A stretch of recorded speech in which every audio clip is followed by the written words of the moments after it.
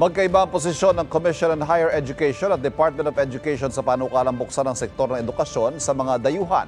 Sa pagdinig sa Kamara, tinutulan ng DepEd ang panukalang full control at administration ng mga dayuhan sa basic educational institutions.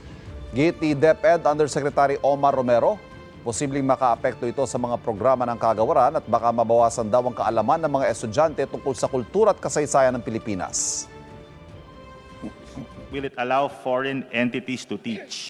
This may result in the possible dilution of the fundamental aspects of Filipino identity, culture, and values to be taught, and worse, endanger national security.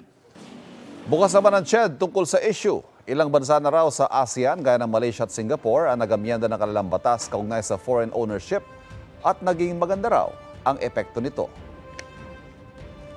What we have observed in the other ASEAN countries over the past years is that opening up ownership and control of educational institutions in higher education has made them more competitive in their internationalization efforts. Kapuso, para laging una ka sa mga balita, bisitahin at mag-subscribe sa GMA Integrated News sa YouTube. Sa mga kapuso abroad, samahan nyo kami sa GMA Pinoy TV at sa www.gmanews.tv.